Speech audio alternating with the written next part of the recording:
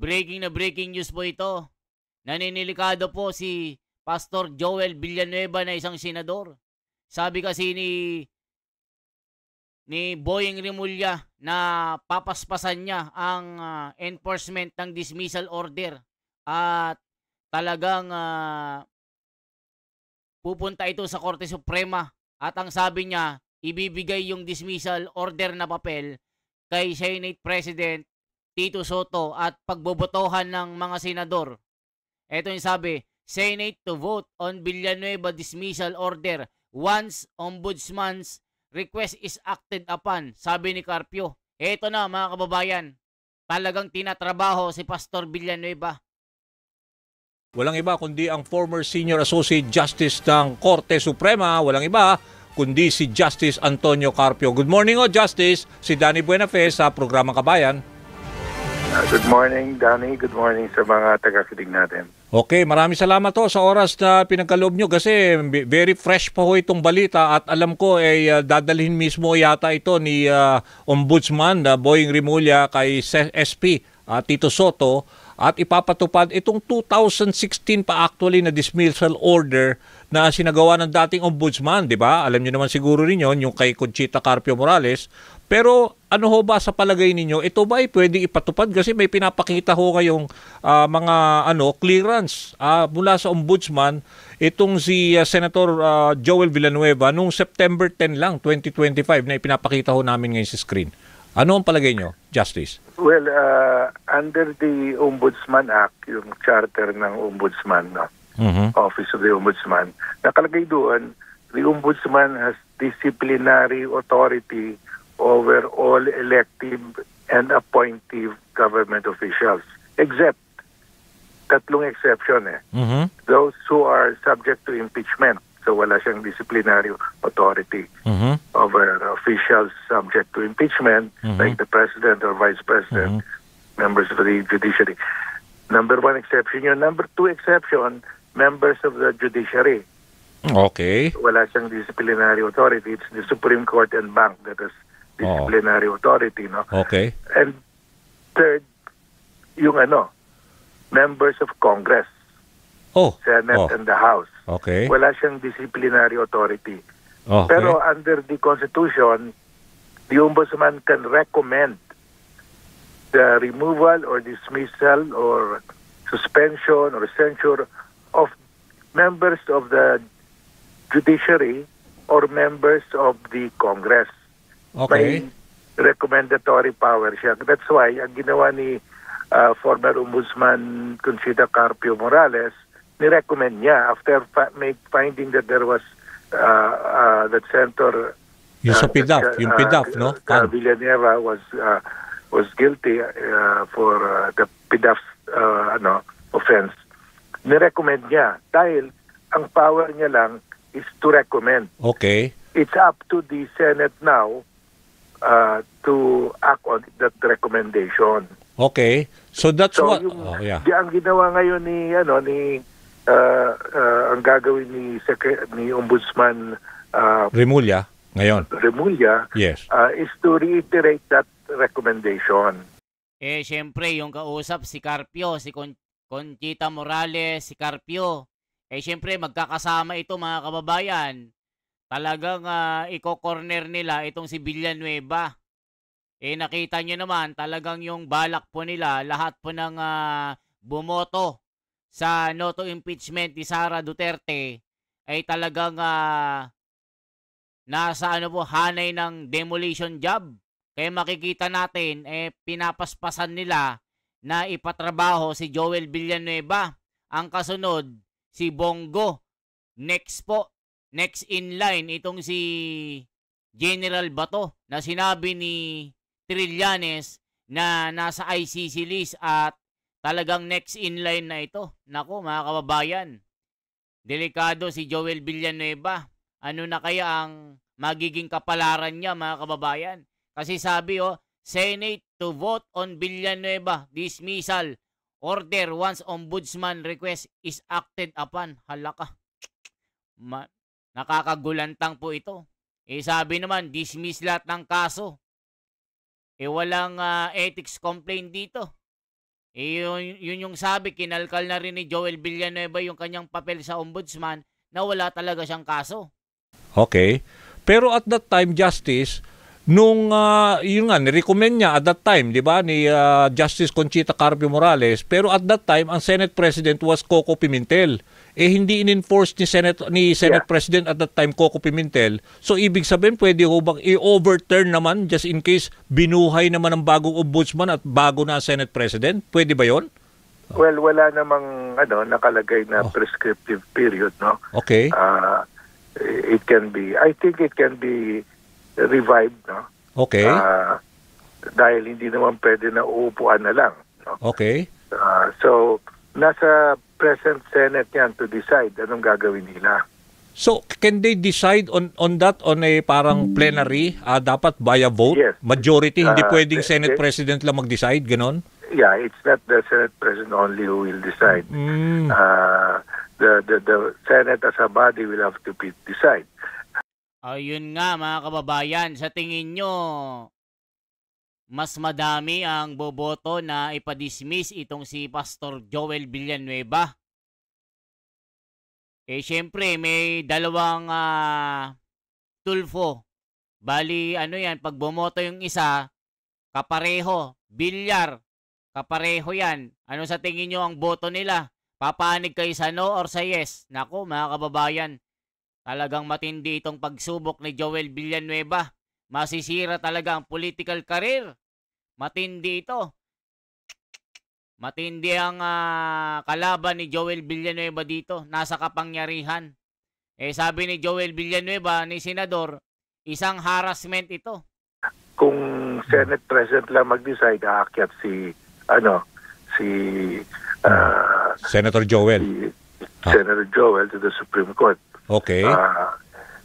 And I think kung hindi naman mag-act si Senate President Soto, the ombudsman should go up to the Supreme Court to also to reiterate yung kanyang panawagan kung ano bang dismissal order. Kasi sabi ng So yan yung malupit mga kababayan. So i-check nga natin itong resback ni Joel Villanueva. Mga kababayan, yung sinasabi niya dito. I-check po natin. Ito po mga kababayan yung sagot niya. Sir, wala kayong transaction with Alcantara? Never. Wala kayong transaction? Ang transaction is, what is transaction? And again, this is, unfortunately, no, this will again be used by fake news peddlers, no? Ano ba yung transaction? District engineer siya. Lahat ng senador, lahat ng secretary na pumunta sa presidente ng Pilipinas nandun, nakakasama siya. So, yun ba is an evidence na sangkot? Bakit si Joel lang yung tinuturo? Bibigyan ko kayong lahat ng picture nilang lahat. Bibigyan ko kayong lahat ng video nilang lahat. So, bakit? Bakit ako? Bakit ako? Kasi nagpapagulo sila. Gusto nilang guluhin. Yung 3 years na binabanggit ko po, isa-isahin natin lahat ng video. Isa-isahin niyo po yung reports ninyo the past 3 years about flood control. Isa-isahin po natin. Bakit ganon? Bakit sa akin tinuturo? Hindi ba napakaklaro dahil tatamaan na sila ngayon? So yan mga kababayan, talagang lubos na tinatanggi ni Joel Villanueva na wala siyang kinalaman sa anumang mga corruption dito. Matindi itong laban na ito. Hindi, wala. Tinanong ko po yan sa committee hearing, sa DEA, sa secretary at sa regional director. Pero tama ba dun sa si Alcantara Hindi pa. sa last 3 years na pagbabaha na Well, nandito siya. pinupuntahan niyo? Nandito siya. I mean, Nandito siya nung hearings. Nandito rin kayong lahat. Pero tama ba yun? Present siya sa distribution si Alcantara dun sa No, video? well, he goes, officials from DOLE, DPWH, DSWD, even DTI, even Provincial Director Caseli, for instance. So yan mga kababayan, matindi po ito. So i-check naman natin si Remulla, ano yung sinasabi niya. Remulla to Joel Villanueva, matindi itong laban na ito mga kababayan. Ombudsman Remulla to ask Senate to enforce Joel Villanueva dismissal. Nako mga kababayan ko, matinding laban. Talagang ito po, check po natin. Check po natin itong kanyang interview dito. Kung anong talagang yung sinabi niya mismo para hindi tayo mag-imbento. Ano ba talaga yung galing mismo sa bibig ni... Ito po, check po natin. Ano talaga dito? Ano talaga yung masasabi niya dito kay Joel Villanueva? The issue, sir, is that the Ombudsman is an independent and powerful constitutional body, but there were instances na yung mga supposedly co-equal branches ng Ombudsman ay hindi sumusunod. For example, in the case of Senator Joel Villanueva, he was ordered dismissed by former Ombudsman Conchita Carpio Morales, but the Senate decided not to implement the order of the former Ombudsman. Paano niyo po i-ensure na masusunod yung mga Ombudsman sa mga ganong klase ng cases? Siguro, we have to go to the Supreme Court for this, for guidance. Kasi, yung kaso ni Senator Joel Villanueva, I think that he was removed from office, or there was a decision to remove him from office and to disqualify him from public service in 2015. Yes. And that was before the elections, the senatorial elections. Dapat kasi yan, yung decision na yan, pumasok sa COMELEC. Di ba? Dapat gano'n na mangyari dyan. And then yung mga, kasi bad grave offense kasi ang na-commit na isang tao. Kagaya na, halimbawa, ang tao nag-commit ng murder, na-convict siya. Yung ba, pwede pa mag-bail yan? O pwede pa ba? Hindi na dapat, di ba? Dapat kulong na yan. Ngayon, pag ganitong grave ang allegation, kahit administrative yan, dapat dyan, ang presumption mo, magbabago na. Wala na presumption of innocence pag naka-decide ng ombudsman, di ba? Yun ang problema. Dapat dyan, ay magising-gising din tayo na hindi pwedeng upuan ng kaso. Yung pag-upo sa kaso, yan ang nakakasakit sa lahat eh. Di ba? It's an elephant in the room. And the Supreme Court will have to answer that. We will have to ask them. Nag-ano lang kami, inaayos pa namin ng mga pleading na kinakailangan dyan para malinaw natin yung issue na yan. So yan mga kababayan, talagang pinepersa na ni Boying Rimulya ang labanan dito. Na talagang bakit pinayagan ng COMELEC makatakbo pa ang mga politikong may sangkot sa pandarambong. Paano si Jinggoy pati si ex-Senator Bong Revilla? Isabay-sabay na yan. Same-same lang mga yan. We are behind you, Sir Ombudsman. Bakit nga ba silang matataas sa elected na opisyal wala delikadesa, mga kababayan? Ito yung mga comment. Syempre, nandito tayo sa channel ng mga Pinklawan at mga Bangagan. Syempre, mga comment dito, yung mga anti-Duterte.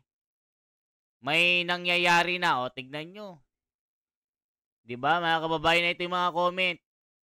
Yung mga comment dito, pumapanig sila na makulong si Joel Villanueva dito.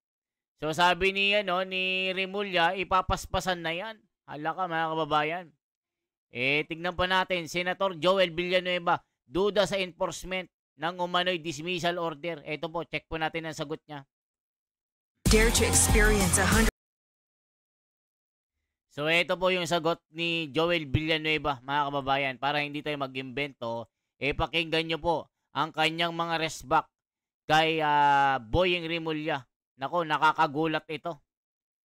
Sino kayang magtatagumpay? Ito po, mga kababayan. Check po natin ang makapanindig balahibo na resback ni Joel Villanueva. Ni Senator Joel Villanueva kaugnay dito sa dismissal order laban sa kanya ng Ombudsman. Posibleng harassment at fake news. Ito ang inihayag ni Senate Deputy Minority Leader Joel Villanueva kasunod ng paglalabas ng Ombudsman ng dismissal order laban sa kanya. Naglabas ng clearances mula sa Ombudsman at Sandigan Bayan si Senator Villanueva kasunod ng dismissal order sa kanya ni Ombudsman Crispin Remulla. Kaugnay ng dismissal order ang umano'y maanumalyang paggamit ng 10 milyong pisong alokasyon para sa pork barrel noong siya ay nagsilbi bilang kongresista. Partikular ito noong siya ay nagsilbi bilang SIBAC Party List Representative noong 2016. Batay sa dokumento na galing niya sa Ombudsman, wala itong mga nakabingbing mga kasong kriminal o administratibo sa naturang opisina. Habang hindi rin anya ito akusado o nasasakdal sa anumang kaso na inihain sa Sandigan Bayan batay sa clearance mula sa tanggapan. Sa mensahe ni Senador Villanueva sa mga mamamahayag sa Senado, sinabi nito na inasahan na nila ang posibleng harassment at fake news laban sa kanya. So yan mga kababayan, mga fake news daw ang mga lumalabas laban kay Joel Villanueva. Nako mga kababayan ko, sinasabi ng mga comment, iba talaga, takot makulong. Hala ka. Impunity, kapalmoks, Joel Villanueva, mga comment, kulang ang dismiss, dapat ikulong. Paano mo nasabing harassment kay Conchita pa yan, hindi lang pinansin ni Marites o Martires, kaya umiyak na. Matagal na yan, dapat tanggal at makulong panoon yan. Ipatupad po ang batas sa lahat, matagal na yan pala, hala ka. Mga kababayan, yan po ang ating balita. I-share at i-like nyo po. Anong masasabi nyo po sa nangyayaring harassment ayon kay Joel Villanueva? Matagal na pala ito, 2016 pa. Dito pa kay Conchita Morales, 2016 pa itong dismissal na ito. Ngayon lang, binuksan ni Boying Rimulya. Hala ka, mga kababayan. Ano kay magiging kapalaran ni Joel Villanueva dito? From pastor to kulong daw, sabi ng mga basher.